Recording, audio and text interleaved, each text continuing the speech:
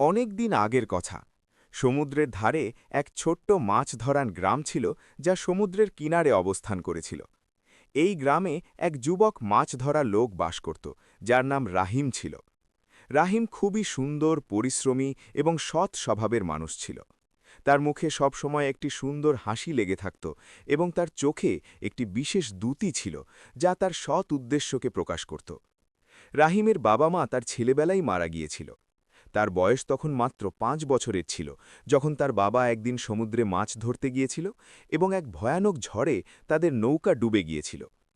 তার কয়েক মাস পরে তার মা দুঃখের কারণে অসুস্থ হয়ে পড়েছিল এবং আল্লাহর কাছে প্রিয় হয়ে গিয়েছিল।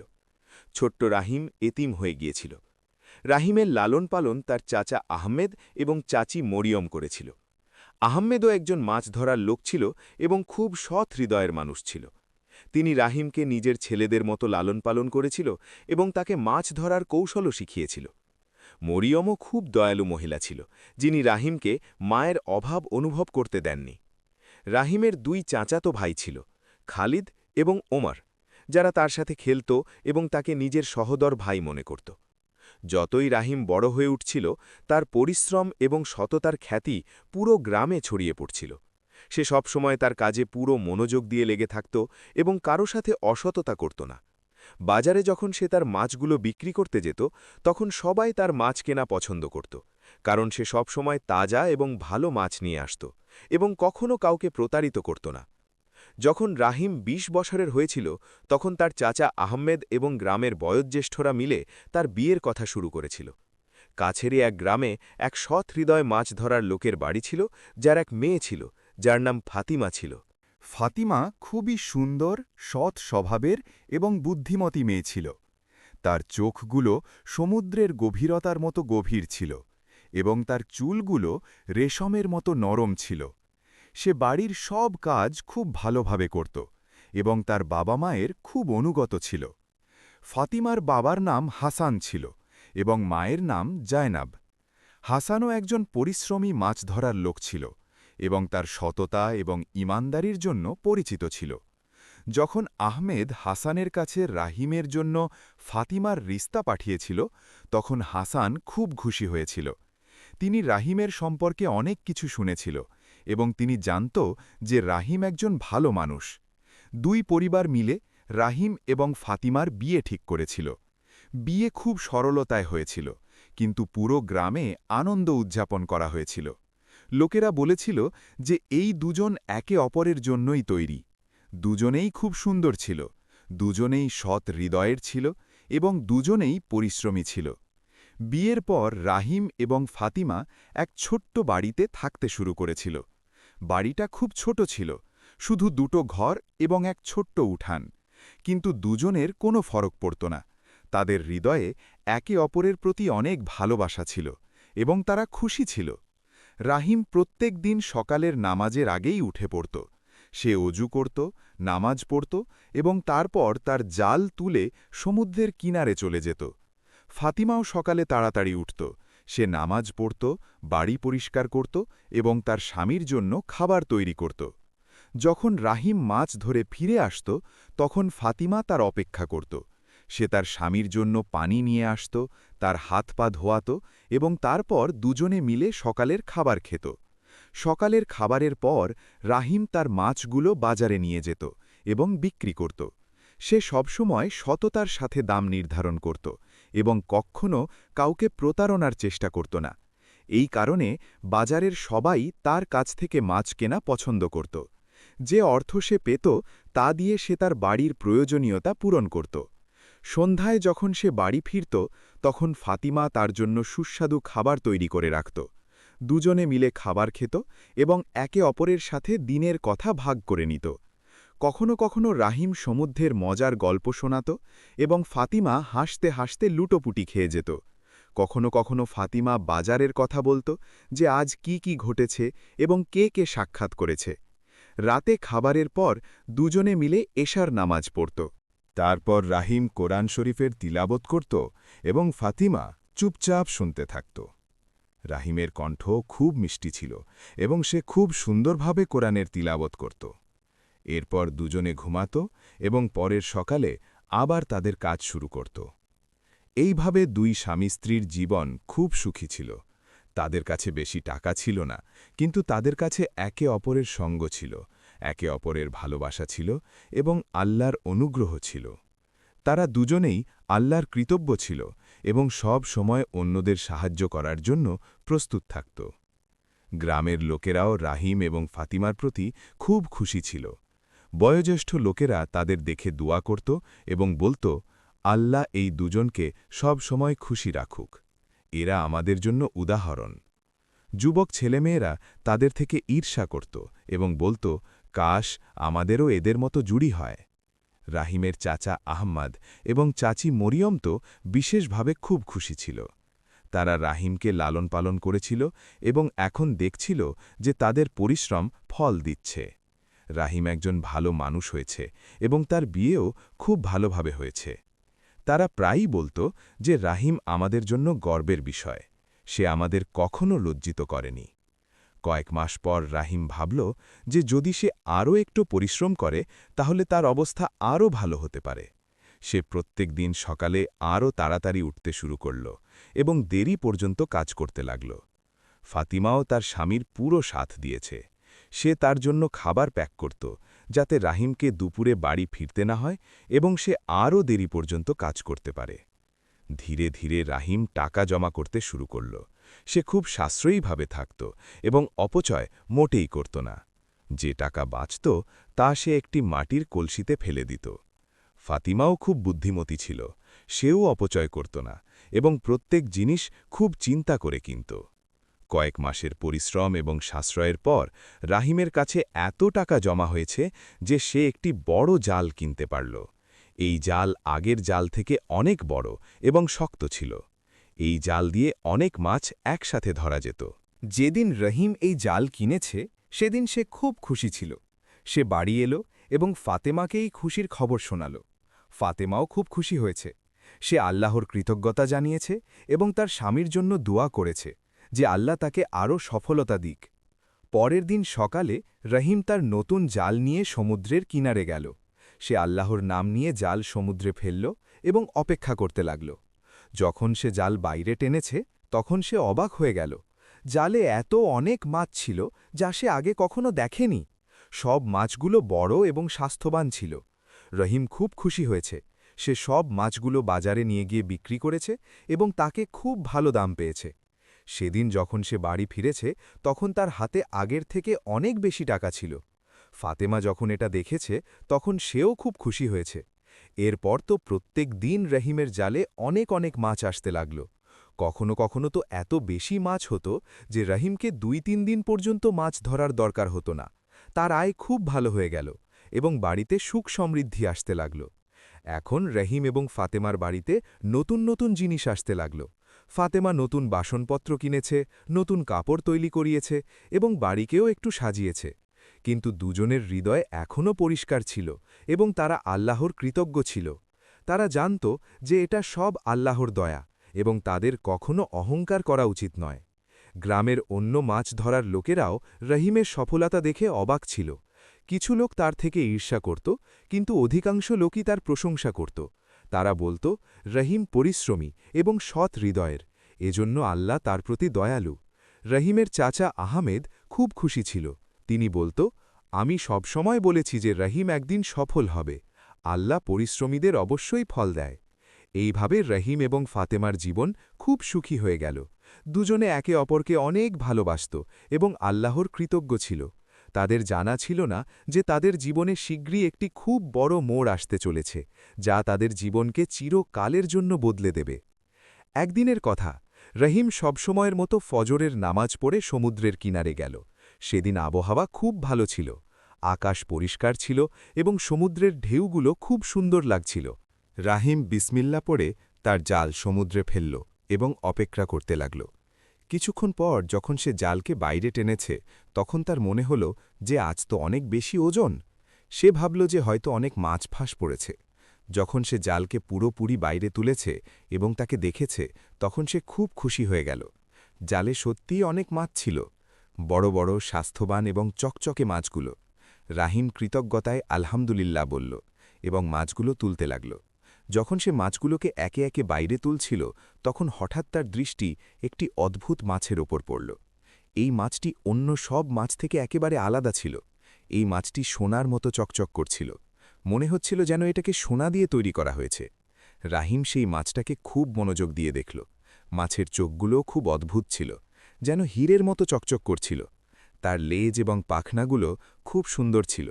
রাহিম তার পুরো জীবনে এমন মাছ কখনো দেখেনি। প্রথমে তো রাহিমের মনে এই চিন্তা এলো যে যদি সে এই মাছটাকে জীবিত রেখে বাজারে নিয়ে যায় তাহলে তাকে খুব ভালো দাম পাবে, হয়তো এত দাম পাবে যে সে একটি ছোট নৌকা কিনতে পারবে। কিন্তু তারপর তার হৃদয়ে আরেকটি চিন্তা এলো। রাহিম ভাবল, এই মাছটি খুব দুর্লভ। আল্লাহ এটাকে বিশেষ করে তৈরি করেছেন। যদি আমি এটাকে মারি বা বিক্রি করি তাহলে হয়তো এমন মাছগুলো শেষ হয়ে যাবে। না, আমার এই ভুল কাজ করা উচিত নয়। এই মাছটাকে সমুদ্রে ফিরিয়ে ছেড়ে দিতে হবে, যাতে এর বংশ বাড়ে এবং আমাদের সমুদ্র আরও সুন্দর হয়। রাহিম ফটাফট সেই সোনালি মাছটাকে খুব ভালোবাসা দিয়ে তুলল এবং সমুদ্রে ফিরিয়ে ছেড়ে দিল। মাছটি পানিতে গেল তো কিছুক্ষণ সেখানেই থেমে রইল, যেন কিছু বলছে। তারপর সে ধীরে ধীরে গভীর পানিতে চলে গেল। রাহিম আবার অন্য মাছগুলো তুলতে শুরু করল। এখনও সে 4টি মাছ তুলেছে যে হঠাৎ তার কানে একটি খুব মিষ্টি এবং সুন্দর কণ্ঠস্বর এলো। ধন্যবাদ, এই সৎ হৃদয়ের মাছ ধরার লোক। রাহিম চমকে উঠল। সে চারদিকে দেখল, কিন্তু তাকে কেউ দেখা গেল না। সৈকতে তার ছাড়া কেউ ছিল না। সে ভাবতে লাগল যে হয়তো এটা তার ভুল ধারণা বা বাতাসের শব্দ। কিন্তু আবার সেই কণ্ঠস্বর এলো। এই দয়ালু রাহিম, এখানে, সমুদ্রের দিকে দেখো, আমি এখানে আছি। রাহিম ভয় পেয়ে সমুদ্রের দিকে দেখল। সেখানে সেই সোনালি মাছটি ছিল, যাকে সে এইমাত্র ছেড়েছে। মাছটি পানির উপরিভাগে ভাসছিল এবং রাহিমের দিকে দেখছিল। রাহিমের গায়ে কাঁটা দিয়ে উঠল। তাকে বিশ্বাস হচ্ছিল না যে এটা সব সত্যি। একটি মাছ মানুষের ভাষায় কথা বলছে। সে ফটাফট আয়াতুল কুরসি পড়তে শুরু করল, কারণ সে ভাবছিল যে হয়তো এটা শয়তানের কোনো প্রতারণা। মাছটি যখন রাহিমকে এত ভয় পেয়ে দেখল তখন বলল, ভয় পেও না রাহিম, আমি কোনো শয়তান বা জিন নই। আমি একটি পরী, যাকে আল্লাহ বিশেষ ক্ষমতা দিয়েছেন। তোমরা আল্লাহর নাম নিতে থাকো, এটা খুব ভালো কথা। রাহিম সাহস করে জিজ্ঞাসা করল, তুমি কে এবং তুমি মানুষের ভাষায় কিভাবে কথা বলতে পারো? মাছটি উত্তর দিল, আমার নাম লায়লা এবং আমি পরীদের রানী। আল্লাহ আমাদের এই ক্ষমতা দিয়েছেন যে আমরা বিভিন্ন আকার পরিবর্তন করতে পারি। আমাকে সমুদ্রে সাঁতার কাটা খুব পছন্দ, এই জন্য আমি কখনো কখনো মাছের আকারে চলে আসি। আজ আমি সকাল সকাল সমুদ্রে সাঁতার কাটছিলাম এবং তোমার জালে ফাঁস পড়ে গেলাম। রাহিম জিজ্ঞাসা করল, কিন্তু যখন তুমি জালে ছিলে তখন তুমি আমার সাথে কথা বললে না কেন? লায়লা বলল, যখন আমি মাছের আকারে থাকি তখন আমি মানুষের ভাষায় কথা বলতে পারি না। আমাকে আবার আমার আসল আকারে ফিরে আসতে হয় এবং এতে কিছু সময় লাগে। যখন তুমি আমাকে পানিতে ছেড়েছ তখন আমি ফটাফট আমার আসল আকারে ফিরে এসেছি। রাহিম জিজ্ঞাসা করল, কিন্তু তুমি আমার সাথে কথা বলতে চাও কেন? লায়লার কণ্ঠে অনেক ভালোবাসা ছিল। সে বলল, রাহিম, তুমি খুব সৎ হৃদয়ের মানুষ। যখন তুমি আমাকে দেখেছ তখন তোমার হৃদয়ে প্রথমে এই চিন্তা এসেছে যে তুমি আমাকে বিক্রি করে ভালো দাম পেতে পারো। এই চিন্তা করা ভুল ছিল না, কারণ তোমার প্রয়োজন আছে এবং তুমি পরিশ্রম করে উপার্জন করো। কিন্তু তুমি ফটাফট তোমার লোভ নিয়ন্ত্রণ করেছ এবং তুমি ভেবেছ যে আমার মতো দুর্লভ মাছকে বাঁচানো আরও গুরুত্বপূর্ণ। লায়লা আরও বলল, তোমার এই সততা আমার হৃদয় জয় করেছে। আমি অনেক মানুষ দেখেছি, কিন্তু তোমার মতো কেউ নয়। অধিকাংশ লোক লোভে অন্ধ হয়ে যায়, কিন্তু তুমি তোমার লাভের আগে সমুদ্র এবং অন্য সৃষ্টির কথা চিন্তা করেছ। এটা খুব বড় কথা। রাহিমকে খুব লজ্জা লাগছিল। সে বলল, না রানী, আমি কোনো বড় কাজ করিনি, আমি শুধু সেটা করেছি যা ঠিক ছিল। আমাদের নবী সাল্লাল্লাহু আলাইহি ওয়াসাল্লাম আমাদের শিখিয়েছেন যে আমাদের আল্লাহর প্রত্যেক সৃষ্টির প্রতি দয়া করতে হবে। লায়লা খুব খুশি হয়েছে। সে বলল, রাহিম, তুমি সত্যি খুব সৎ। আমি তোমার এই সততা দেখে খুব খুশি এবং আমি তোমার সাহায্য করতে চাই। আমি তোমাকে এই প্রতিশ্রুতি দিচ্ছি যে যখনই তোমার আমার সাহায্যের দরকার হবে তুমি এখানে সমুদ্রের কিনারে এসে আমাকে ডেকো। শুধু 3 বার আমার নাম নাও, লায়লা, এবং আমি উপস্থিত হয়ে যাব। রাহিম বলল, ধন্যবাদ রানী, কিন্তু আমার মনে হয় না যে আমার আপনার সাহায্যের দরকার পড়বে। আল্লাহ আমাকে 2টো হাত এবং পরিশ্রম করার ক্ষমতা দিয়েছেন। আমি আমার পরিশ্রম থেকেই উপার্জন করতে পছন্দ করি।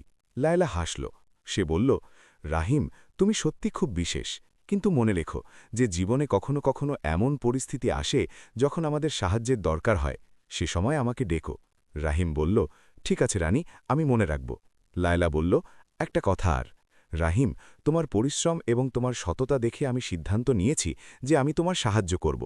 আমি আমার একটি বিশেষ জিনকে নিযুক্ত করছি যে তোমার জালে সবসময় ভালো মাছ ফাঁসাবে, কিন্তু এটা তোমার পরিশ্রমের বিনিময়ে হবে না, যে কোনো জাদু। তোমাকে এখনও পরিশ্রম করতে হবে। রাহিম বলল, কিন্তু রানী। লায়লা তাকে থামিয়ে বলল, না রাহিম, এটা আমার সিদ্ধান্ত। তুমি আমার উপর উপকার করেছ এবং আমি এর বদলা দিতে চাই। এখন আমাকে যেতে হবে। মনে রেখো, যখনই দরকার হবে আমাকে ডেকো। এত বলে লায়লা পানিতে অদৃশ্য হয়ে গেল। রাহিম কিছুক্ষণ সেখানে দাঁড়িয়ে রইল। তাকে বিশ্বাস হচ্ছিল না যে এইমাত্র যা ঘটেছে তা সত্যি। সে নিজেকে চিমটি কেটেছে। না, এটা স্বপ্ন নয়। রাহিম আবার আল্লাহর কৃতজ্ঞতা জানালো এবং অন্য মাছগুলো জড়ো করে বাজারের দিকে চলে গেল। আজ তার কাছে অনেক মাছ ছিল এবং সে ভাবছিল যে আজ তো ভালো উপার্জন হবে। বাজারে তার সব মাছ দ্রুত বিক্রি হয়ে গেল। লোকেরা বলছিল যে আজ রাহিমের মাছগুলো আরও বেশি তাজা এবং বড়। রাহিমকে খুব ভালো দাম পেয়েছে। যখন রাহিম বাড়ি পৌঁছেছে তখন ফাতিমা দরজায় তার অপেক্ষা করছিল। সে রাহিমের খুশি দেখেছে এবং জিজ্ঞাসা করেছে, কি ব্যাপার, আজ তো খুব খুশি লাগছে। রাহিম ভেবেছে যে সে কি ফাতিমাকে সোনালি মাছের কথা বলবে, কিন্তু তারপর সে ভেবেছে যে এখনও এটা দরকারি নয়। সে বলল, শুধু আল্লাহর অনুগ্রহ। আজ খুব ভালো মাছ পেয়েছি এবং সব বিক্রি হয়েছে। ফাতিমা খুব খুশি হয়েছে। সে বলল, আলহামদুলিল্লাহ, চলো ভিতরে এসো, আমি খাবার তৈরি করেছি। সেদিনের পর থেকে রাহিমের জালে প্রত্যেক দিন খুব ভালো এবং বেশি মাছ আসতে লাগল। কখনো কখনো তো এত বেশি মাছ হতো যে রাহিমকে কয়েক দিন পর্যন্ত মাছ ধরার দরকার পড়ত না। তার আয় খুব ভালো হয়ে গেল। ধীরে ধীরে তাদের বাড়িতে নতুন নতুন জিনিস আসতে লাগল। ফাতিমা নতুন বাসনপত্র কিনেছে, বাড়ির জন্য নতুন পর্দা তৈরি করিয়েছে। রাহিমও কিছু নতুন আসবাবপত্র কিনেছে, একটি ভালো বিছানা, কিছু চেয়ার এবং একটি আলমারি। গ্রামের লোকেরা দেখে অবাক ছিল। তারা বলতো, রাহিমের ভাগ্য খুলে গেছে, আল্লাহ তার উপর খুব দয়ালু। রাহিমের চাচা আহমদও খুব খুশি ছিল। তিনি বলতো, দেখলে, আমি বলেছি না যে রাহিম একদিন সফল হবে। পরিশ্রম কখনো ব্যর্থ যায় না। অন্য মাছ ধরার লোকেরাও অবাক ছিল যে রাহিমের জালে এত ভালো এবং এত বেশি মাছ কিভাবে আসে। কিছু লোক তো রাহিমকে জিজ্ঞাসা করত, রাহিম ভাই, তোমার জাল কোথায় থেকে কেনা, আমাদেরও বলো। রাহিম হেসে বলতো, ভাই, জাল তো সেই পুরনো, শুধু আল্লাহর অনুগ্রহ। কিন্তু রাহিম নিজে অবাক ছিল। সে জানত যে এটা সব লায়লার দয়া, কিন্তু সে কাউকে এই কথা বলেনি। সে ভাবত যে যদি সে এই কথা বলে দেয় তাহলে লোকেরা তার ওপর হাসবে বা তাকে পাগল মনে করবে। কয়েক মাস এইভাবে কেটে গেল। রাহিম এবং ফাতিমার জীবন খুব সুখী হয়ে গেল। তাদের কাছে এখন আগের থেকে অনেক বেশি টাকা ছিল এবং তারা খুব আরামে থাকছিল। কিন্তু দুজনেই এখনও খুব সরল জীবনযাপন করছিল। তারা অপচয় করত না এবং সব সময় আল্লাহর কৃতজ্ঞ থাকত। একদিন ফাতিমা রাহিমকে জিজ্ঞাসা করল, শোনো, আমার একটা কথা জিজ্ঞাসা করতে হবে। রাহিম বলল, হ্যাঁ, জিজ্ঞাসা করো। ফাতিমা বলল, আজকাল তোমার ব্যবসায় খুব উন্নতি হচ্ছে, প্রত্যেক দিন এত অনেক মাছ আসে, এটা সব কিভাবে হচ্ছে? রাহিম একটু ঘাবড়ে গেল।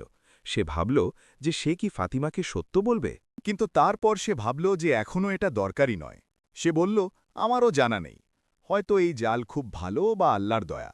ফাতিমা বলল, হ্যাঁ, এটা তো আছে, আল্লাহ আমাদের উপর খুব দয়ালু, আমাদের সব সময় তার কৃতজ্ঞতা জানাতে হবে। রাহিম বলল, একদম, এবং আমাদের কখনো অহংকার করা উচিত নয়। যা কিছু আমাদের কাছে আছে তা আল্লাহর দান। ফাতিমা হাসল এবং বলল, তুমি একদম ঠিক বলছ। কিন্তু ফাতিমার হৃদয়ে একটা সন্দেহ ছিল। মহিলাদের মধ্যে একটা বিশেষ অনুভূতি থাকে। সে অনুভব করছিল যে রাহিম কিছু লুকাচ্ছে, কিন্তু সে এখনও কিছু বলেনি। কয়েকটা আরও দিন এইভাবে কেটে গেল। রাহিমের সফলতা দিন দিন বাড়তে থাকল। তার জালে প্রত্যেক দিন এত ভালো মাছ আসত যে বাজারের সবাই তাকে কিনতে চাইত। কখনো কখনো তো এমন হতো যে মাছগুলো বাজারে পৌঁছার আগেই পথে বিক্রি হয়ে যেত। বাড়িতে এখন অনেক নতুন জিনিস এসে গেল। নতুন কাপড়, নতুন বাসনপত্র, নতুন আসবাবপত্র এবং বাড়ির মেরামতো হয়ে গেল। আগে যে ছোট্ট বাড়ি ছিল তা এখন আরও সুন্দর লাগছিল। ফাতিমা বাড়িকে খুব ভালোবাসা দিয়ে সাজিয়েছে, কিন্তু ফাতিমার হৃদয়ে এখনও সেই সন্দেহ ছিল। সে প্রত্যেক দিন রহিমকে দেখত এবং ভাবত যে নিশ্চয়ই কোনো কথা আছে যা তার স্বামী তার কাছ থেকে লুকাচ্ছে। সে রাহিমের চোখে দেখত তো তার মনে হতো যে রাহিম কিছু বলতে চায় কিন্তু বলতে পারছে না। একদিন সন্ধ্যায় যখন রাহিম বাড়ি এলো তখন ফাতিমা তাকে খাবার পরিবেশন করল এবং তারপর তার কাছে বসল। সে খুব ভালোবাসা দিয়ে রাহিমের হাত ধরল এবং বলল, শোনো, আমি তোমার সাথে কিছু বলতে চাই। রাহিম বলল, হ্যাঁ বলো। ফাতিমা বলল, আমার হৃদয় বলছে যে তুমি আমার কাছ থেকে কোনো কথা লুকাচ্ছ। আমরা স্বামী স্ত্রী, আমাদের মধ্যে কোনো রহস্য থাকা উচিত নয়। আসলে কি আছে যা তুমি আমাকে বলতে চাও না? রাহিম ফাতিমার চোখে দেখল তাকে তার স্ত্রীর ভালোবাসা দেখা গেল। সে ভাবল যে এখন সময় এসেছে যে সে সত্য বলবে। সে বলল, তুমি ঠিক বলছ, আমি তোমার কাছ থেকে একটা কথা লুকাচ্ছি, কিন্তু এই কথা এত অদ্ভুত যে আমার ভয় ছিল যে তুমি বিশ্বাস করবে না। ফাতিমা বলল, আমি তোমার উপর বিশ্বাস করি, তুমি যা বলবে আমি মানব। রহিম গভীর নিঃশ্বাস নিল এবং তারপর সে ফাতিমাকে পুরো গল্প শোনাল। সে বলল যে কিভাবে একদিন তার জালে একটি সোনালি মাছ ঠিক ফাঁস পড়েছে, কিভাবে সে সেই মাছটাকে ছেড়ে দিয়েছে এবং কিভাবে সেই মাছটি আসলে একটি পরী ছিল যার নাম লায়লা ছিল। সে এটাও বলল যে লায়লা তার সাথে প্রতিশ্রুতি করেছে যে সে তার সাহায্য করবে এবং এজন্য তার জালে এখন এত ভালো মাছ আসতে লাগল। ফাতেমা পুরো গল্প খুব মনোযোগ দিয়ে শুনল। যখন রহিম গল্প শেষ করল তখন ফাতেমা কিছুক্ষণ নীরব রইল। তারপর সে একটা লম্বা নিঃশ্বাস নিল। রহিম জিজ্ঞাসা করল, কি তোমার বিশ্বাস হচ্ছে? ফাতেমা বলল, হ্যাঁ, আমার বিশ্বাস হচ্ছে। এখন আমার বোঝা গেল যে আজকাল এত উন্নতি কিভাবে হচ্ছে। রহিম বলল, কিন্তু মনে রেখো যে এটা সব আল্লাহর ইচ্ছায় হচ্ছে। লায়লাও আল্লাহর একটি সৃষ্টি এবং সেও আল্লাহর হুকুমে কিছু করতে পারে। ফাতেমা বলল, হ্যাঁ, এটা তো ঠিক। তারপর সে কিছুক্ষণ চিন্তা করতে থাকল। রহিম দেখছিল যে তার স্ত্রীর মুখে বিভিন্ন ভাব আসছে, প্রথমে অবাক হওয়া, তারপর খুশি এবং তারপর কিছু অন্য। হঠাৎ ফাতেমা বলল, শোনো, যদি সে পরী হয় এবং সে তোমার সাহায্য করার প্রতিশ্রুতি দিয়েছে, তাহলে তুমি তার কাছ থেকে আরও সাহায্য কেন চাও না? রহিমকে এই প্রশ্ন ভালো লাগেনি। সে বলল, কি অর্থ? ফাতেমা বলল, আমার অর্থ হল যে তুমি তাকে বলতে পারো যে সে আমাদের একটা বড় বাড়ি দিয়ে দিক। দেখো, এই বাড়িটা কত ছোট, আমাদের একটা বড় বাড়ির দরকার। রহিম অবাক হয়ে গেল। তাকে বিশ্বাস হচ্ছিল না যে এটা সেই ফাতেমা যে সবসময় কৃতজ্ঞ থাকত। সে বলল, ফাতেমা, তুমি কি বলছ? আমাদের কাছে যা আছে তাতেই আমাদের খুশি থাকতে হবে। আল্লাহ আমাদের এত দিয়েছেন, আমাদের আর কি চাই? ফাতেমা বলল, কিন্তু যদি আমরা আর পেতে পারি তাহলে আমাদের চাইতে হবে। তুমি নিজে বলেছ যে পরী তোমার সাহায্য করার প্রতিশ্রুতি দিয়েছে। রহিম বলল, দেখো ফাতেমা, চাওয়া শুধু আল্লাহর কাছে করতে হবে। আমি কখনো লায়লার কাছ থেকে কিছু চাইনি। সে নিজেই আমার সাহায্য করছে এবং আমার এটারও দরকার ছিল না। আমি আমার পরিশ্রম থেকেই খুশি ছিলাম, ফাতিমা বলল। কিন্তু রাহিম তাকে থামিয়ে বলল, শোনো ফাতিমা, আমাদের নবী সাল্লাল্লাহু আলাইহি ওয়াসাল্লাম আমাদের শিখিয়েছেন যে আমাদের প্রয়োজন অনুসারে চাইতে হবে এবং আমাদের সব প্রয়োজন পূরণ হচ্ছে। আমাদের কাছে খাওয়ার আছে, পড়ার আছে এবং থাকার জন্য বাড়ি আছে। আল্লাহর কৃতজ্ঞতা। সে আরও বলল, এবং দেখো, আমাদের কত বন্ধু আছে যাদের 2 বেলার রুটিও পূরণ হয় না। কয়েকদিন আগে আমাদেরও এমন অবস্থা ছিল। এখন আমরা তাদের থেকে শতগুণ ভালো। তুমি দেখো, কয়েকদিনেই আমরা একটা নৌকাও কিনব এবং তারপর গভীর পানিতে গিয়ে আরও বেশি মাছ ধরতে পারব। রাহিম ভালোবাসা দিয়ে ফাতিমার হাত ধরল এবং বলল, যে সম্মান পরিশ্রম করে এবং নিজের উপার্জন থেকে খাওয়ায় আছে তা চাওয়াই নেই। আল্লাহ আমাকে হাত পা দিয়েছেন এবং পরিশ্রম করার ক্ষমতা দিয়েছেন। আমাকে আমার বাহুর শক্তিতে উপার্জন করতে পছন্দ। এটাই আসল পুরুষের চিহ্ন। কিন্তু রহিমের কথায় ফাতিমার উপর কোনো প্রভাব পড়েনি, বরং সে রাগ করে উঠল। সে বলল, তুমি শুধু এই চিন্তা করতে থাকবে তাহলে আমরা সব সময় এইভাবে থাকব। তোমার জানা নেই যে পাড়ার স্ত্রীরা কি বলে? তারা বলে যে তাদের কাছে বড় বাড়ি আছে, চাকরবাকর আছে, এবং আমার কাছে কি আছে? এই ছোট্ট বাড়ি। রাহিমকে খুব দুঃখ হল। সে বলল, ফাতিমা, তুমি অন্যদের সাথে নিজেকে কেন তুলনা করছ? আমাদের জীবনে খুশি থাকতে হবে।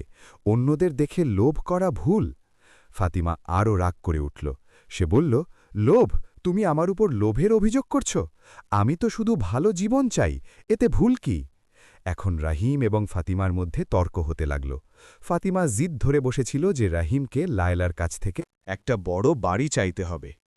রাহিম বলছিল যে এটা ভুল এবং তাদের নিজের পরিশ্রমে বিশ্বাস রাখতে হবে। তর্ক অনেকক্ষণ চলতে থাকল। শেষে ফাতিমা কাঁদতে লাগল। সে বলল, তুমি আমাকে ভালোবাসো না। যদি বাঁচতে তাহলে আমার খুশির জন্য এই ছোট্ট কাজ করে দিতে। রাহিমের হৃদয় গলে গেল। সে তার স্ত্রীকে অনেক ভালোবাসত এবং তাকে কাঁদতে দেখতে পারত না।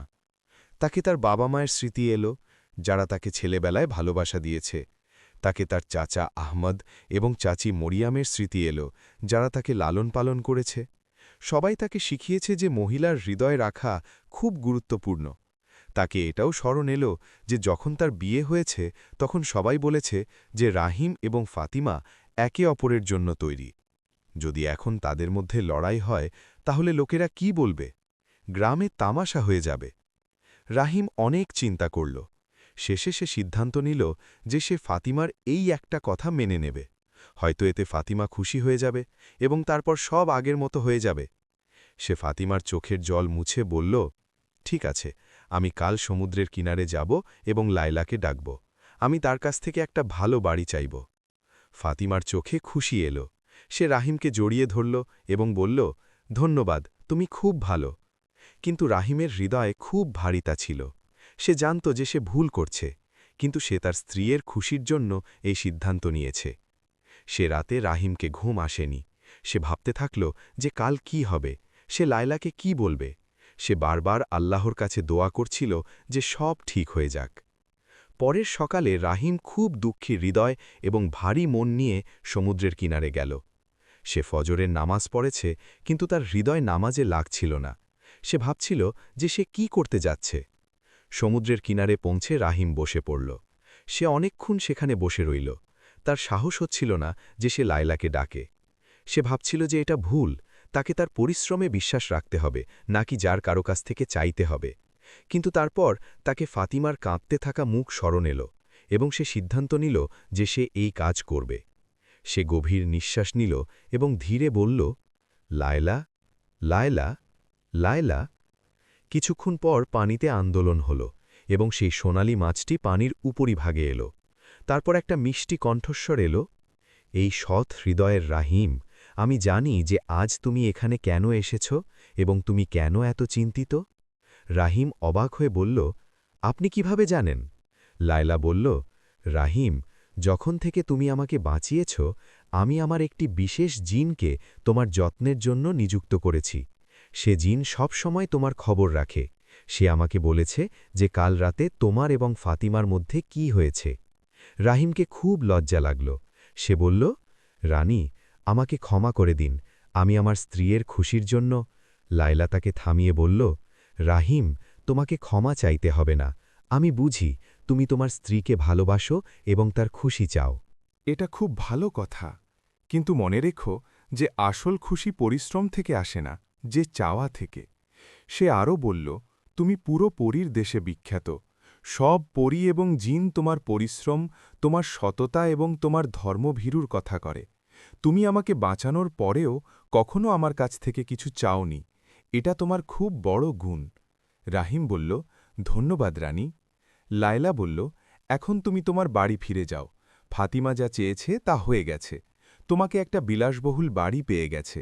কিন্তু রাহিম, মনে রেখো, পরিশ্রম থেকে কখনো পিছু হটো না। আসল সম্মান পরিশ্রমে। রাহিম বলল, ধন্যবাদ আমলকা, আমি মনে রাখব এবং আমি এখনও পরিশ্রম করব। লায়লা বলল, আমার তোমার উপর পুরো বিশ্বাস আছে, এখন যাও। এত বলে লায়লা পানিতে অদৃশ্য হয়ে গেল। রাহিম উঠল এবং ভারী পায়ে তার গ্রামের দিকে চলে গেল। তার হৃদয় খুব ভারী ছিল। সে ভাবছিল যে সে কি ঠিক করেছে। যখন রাহিম তার গ্রামের কাছে পৌঁছেছে, তখন সে দেখল যে গ্রামের মাঝখানে একটা খুব বড় এবং সুন্দর বাড়ি তৈরি হয়েছে। না, বাড়ি নয়, এটা তো একটা ছোট প্রাসাদ ছিল। এর দেয়ালগুলো সাদা মার্বেলের ছিল, যা সূর্যের আলোয় চকচক করছিল। ছাদে সোনালি রঙের নকশা করা হয়েছে। সামনে একটা বড় দরজা ছিল, যার উপর সুন্দর ডিজাইন তৈরি ছিল। গ্রামের লোকেরাই নতুন বাড়ি দেখার জন্য জড়ো হয়েছে। সবাই অবাক ছিল যে এই বাড়ি রাতারাতি কিভাবে তৈরি হয়েছে।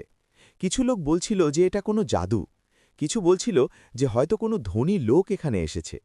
রাহিম যখন এটা দেখল তখন তার হৃদয় আরও ভারী হয়ে গেল। সেই প্রাসাদে যেতে চাইত না, সে তার ছোট পুরনো বাড়িতে যেতে চাইত, যেখানে সে এবং ফাতিমা অনেক খুশি দেখেছে। সেই ছোট বাড়িতে যে শান্তি ছিল তাই বড় প্রাসাদে হতে পারে না। সে তার পুরনো বাড়ির দিকে পা বাড়াতে লাগল, কিন্তু তখন একটা লোক তাকে থামাল। এই লোকটি খুব লম্বা এবং শক্তিশালী ছিল। সে দামি কাপড় পরেছে। সে খুব সম্মান দিয়ে বলল, হুজুর, আপনি কোথায় যাচ্ছেন? মালকিন আপনার অপেক্ষা করছেন। রাহিম জিজ্ঞাসা করল, তুমি কে? সেই লোকটি বলল, হুজুর, আমার নাম জাফর এবং আমি এই বাড়ির চাকর। মালকিন আমাকে আদেশ দিয়েছেন যে আপনি এলে আপনাকে ফটাফট প্রাসাদে নিয়ে যাই। রাহিম কিছু বলতে চাইত, কিন্তু জাফর তার হাত ধরে নিল এবং তাকে প্রাসাদের দিকে নিয়ে যেতে লাগল। গ্রামের লোকেরা এটা দেখে আরও অবাক হয়ে গেল। তারা নিজেদের মধ্যে ফিসফিস করে বলতে লাগল, এটা রাহিম তো, এই প্রাসাদ রাহিমের। প্রাসাদের দরজায় পৌঁছে রাহিম দেখল যে ফাতিমা খুব সুন্দর কাপড় করে দাঁড়িয়ে আছে। সে রেশমি পোশাক পরেছে, যার উপর সোনার সূচিকর্ম করা হয়েছে। তার গলায় সোনার হার ছিল এবং কানে হীরের কানের দুল ছিল। তার চুল খুব ভালোভাবে সাজানো ছিল। ফাতিমা যখন রাহিমকে দেখল তখন তার চোখে খুশি এলো। সে দৌড়ে রাহিমের কাছে এলো এবং তার হাত ধরে ভিতরে নিয়ে গেল। ভিতরের দৃশ্য আরও চমৎকার ছিল। মেঝেতে দামি কার্পেট বিছানো ছিল, দেয়ালে সুন্দর চিত্রকর্ম লাগানো ছিল। ঘরগুলো খুব বড় এবং বায়ুসম্পূর্ণ ছিল। প্রত্যেক ঘরে দামি আসবাবপত্র রাখা ছিল, সোনা চাঁদির বাসন ছিল, স্নানঘরে মার্বেল লাগানো ছিল। ফাতিমা রাহিমকে পুরো বাড়ি দেখাতে লাগল। সে খুব খুশি ছিল। সে বলছিল, দেখো, আমি বলেছি না যে আমাদের নতুন বাড়ি পাব? দেখো কত বড়! এখানে 5টা ঘর আছে, একটা বড় হল আছে, একটা রান্নাঘর আছে, যা আমাদের পুরো বাড়ির মতো বড়। সে আরও বলল, এবং দেখো, এখানে নতুন কাপড়ও আছে, নতুন গহনাও আছে, নতুন বাসনও আছে, এবং সবচেয়ে ভালো কথা, এখানে চাকর বাকরও আছে। জাফর ছাড়া 3টা আরও চাকর আছে, সাদিক, ফারুক এবং তালিব, এবং 3টা দাসীও আছে যারা আমার কাজ করে, সালমা, রাবিয়া এবং নাইলা। রহিম নীরবে সব দেখছিল। তার মুখে কোনো খুশি ছিল না। ফাতিমা এটা দেখল এবং জিজ্ঞাসা করল, কি ব্যাপার, তুমি খুশি লাগছ না কেন? রহিম গভীর নিঃশ্বাস নিল এবং বলল, ফাতিমা, এটা সব ভুল। পরিশ্রম করে যে কুঁড়েঘর তৈরি করা হয়, সেটাই যে শান্তি আছে তা চেয়ে পাওয়া প্রাসাদে হয় না। আমাদের পুরনো বাড়ি কত ভালো ছিল। সেখানে আমরা দুজনে মিলে সব কাজ করতাম। তুমি খাবার তৈরি করতে, আমি মাছ ধরতাম, আমরা মিলে খেতাম, মিলে কথা বলতাম। এখানে তো সব চাকর বাকর, এটা আমাদের জীবন নয়। ফাতিমাকে এই কথা মোটেই ভালো লাগেনি। সে রাগ করে উঠল এবং বলল, তুমি সবসময় এমনই থাকবে? তুমি সবসময় একটা গরিব মাছ ধরার লোকের মতো জীবনযাপন করতে চাও? দেখো কত ভালো বাড়ি পেয়েছি, এবং তুমি অভিযোগ করছ?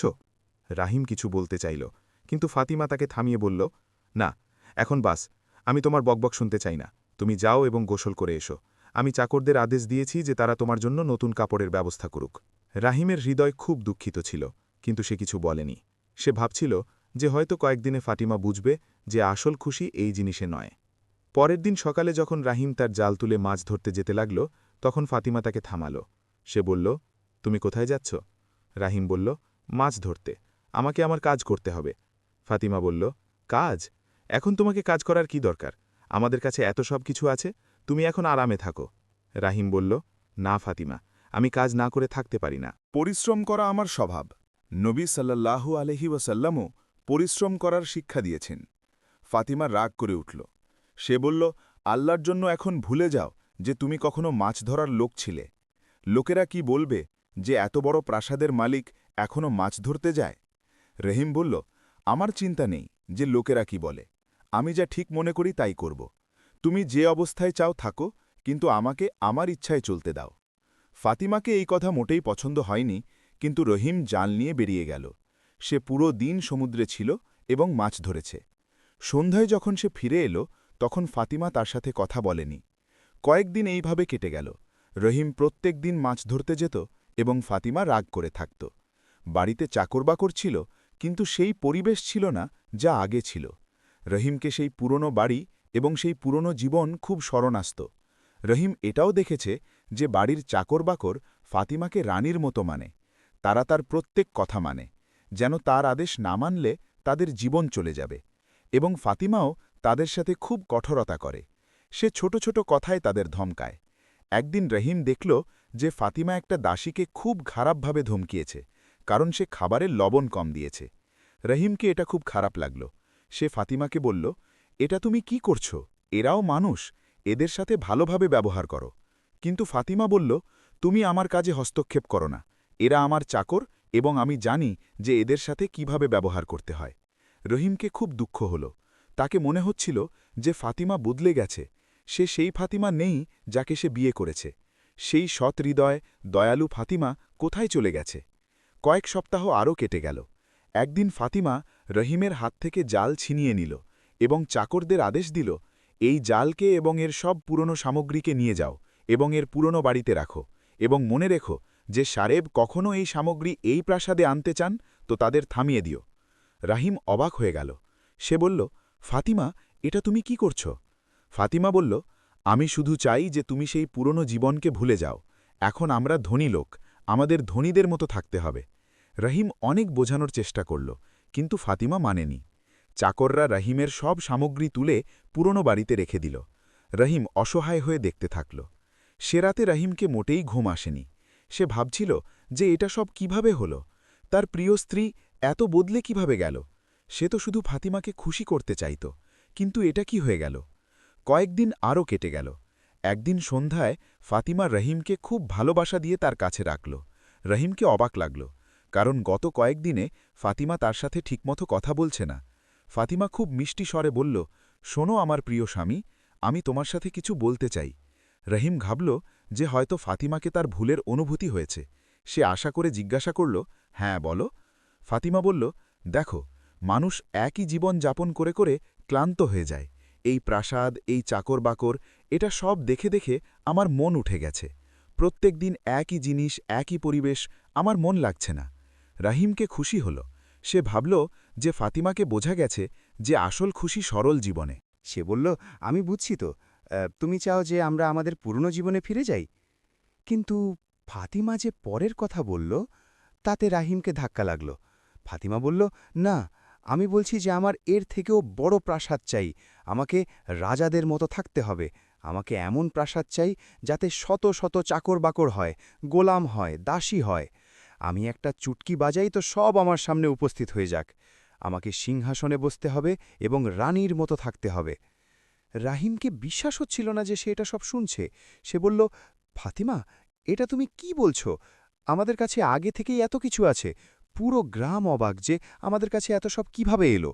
লোকেরা আমাদের থেকে খুব খুশি। তারপর তোমার আর কি চাই? ফাতিমা বলল, আমাকে আর চাই। আমি এই ছোট প্রাসাদে থাকতে চাই না। আমি রাজাদের মতো থাকতে চাই। রাহিম বলল, কিন্তু ফাতিমা, এটা তো লোভ। আল্লাহ লোভকে পছন্দ করেন না। আমাদের আল্লাহর কৃতজ্ঞতা জানাতে হবে যে তিনি আমাদের এত দিয়েছেন। ফাতিমার রাগ করে উঠল। সে বলল, আমাকে তোমার উপদেশ পছন্দ নয়। তুমি যাও এবং সেই পরীকে বলো যে আমাকে রাজাদের মতো প্রাসাদ চাই। যদি তুমি এটা না করো তো আমি চাকরদের আদেশ দেব যে তারা তোমাকে জোর করে নিয়ে যাক।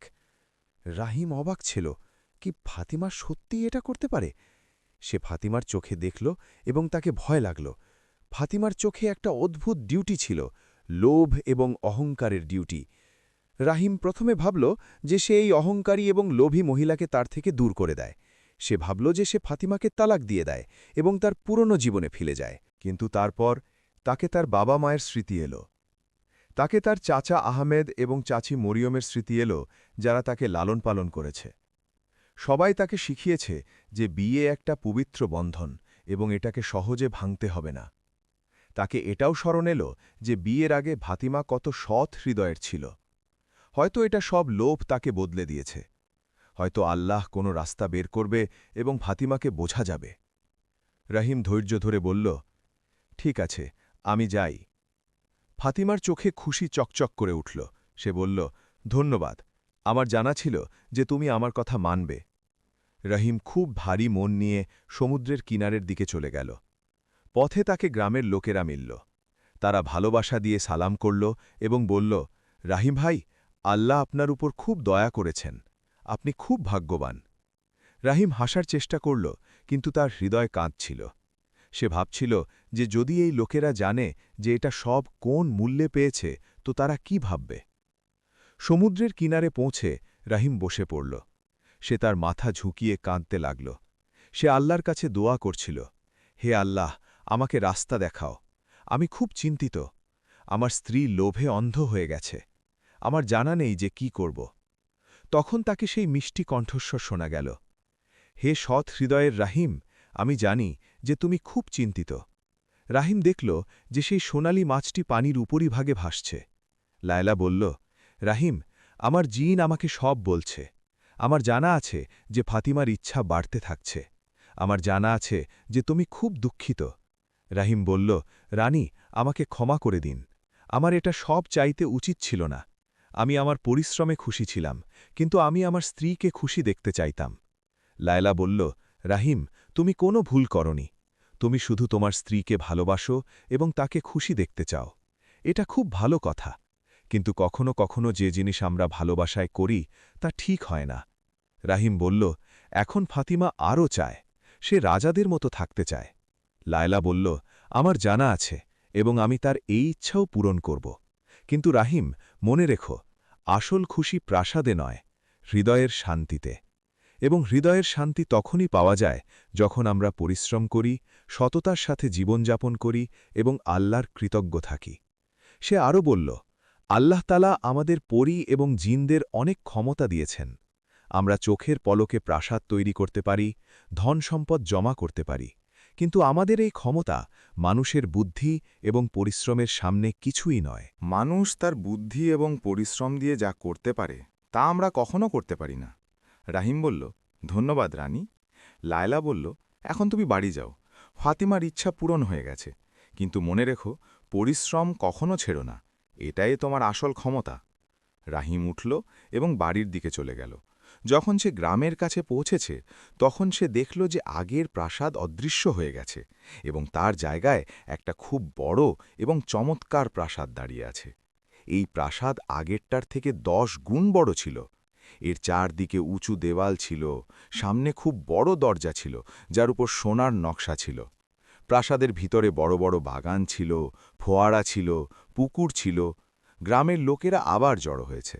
তারা আরও বেশি অবাক ছিল। কিছু লোক বলছিল, এটা তো রাজাদের প্রাসাদ, রাহিমকে কি হয়েছে? প্রাসাদের দরজায় অনেক গোলাম দাঁড়িয়েছিল। তারা রাহিমকে দেখল তো ফাটাফাট সালাম করল এবং বলল, হুজুর, মালকিন আপনার অপেক্ষা করছেন। রাহিমকে ভিতরে নেয়া হলো।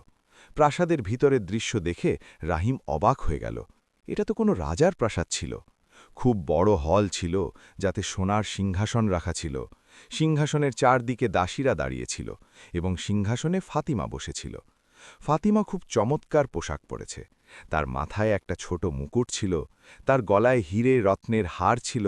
সে সত্যিই কোনো রানীর মতো লাগছিল। ফাতিমা রাহিমকে দেখল তো হাসল। সে বলল, এসো, দেখো কত চমৎকার প্রাসাদ। এখন আমি সত্যিই রানীর মতো থাকছি। রাহিম নীরবে দাঁড়িয়ে রইল। তাকে কিছু বলতে ছিল না। সে ভাবছিল যে এটা সব কবে শেষ হবে। কয়েকদিন এইভাবে কেটে গেল। ফাতিমা তার নতুন জীবনে মজেছিল। সে সিংহাসনে বসত এবং তার গোলাম এবং দাসীদের আদেশ দিত। রাহিম সেই প্রাসাদে একটা অচেনা লোকের মতো থাকত। সে চেষ্টা করত যে যতটা সম্ভব প্রাসাদের বাইরে থাকে, কিন্তু যখনই সে তার জাল নিয়ে মাছ ধরতে যেতে চাইত, ফাতিমার গোলাম তাকে থামিয়ে দিত। ফাতিমা আদেশ দিয়ে রেখেছে যে রাহিমকে মাছ ধরতে যেতে দিতে হবে না। রাহিম খুব চিন্তিত ছিল। সে কাজ না করে থাকতে পারত না। একদিন সকালে যখন সূর্য উঠল, তখন তার আলো খুব তীব্র ছিল। ফাতিমা তার সিংহাসনে বসেছিল। সে বাগানে যাওয়ার চিন্তা করল, কিন্তু সূর্যের তীব্র রোদ তাকে ভালো লাগছিল না। হঠাৎ ফাতিমার মনে একটা অদ্ভুত চিন্তা এলো। সে চিৎকার করে বলল, রাহিম, রাহিম, ফটাফট এসো। রাহিম দৌড়ে এলো। সে জিজ্ঞাসা করল, কি হয়েছে?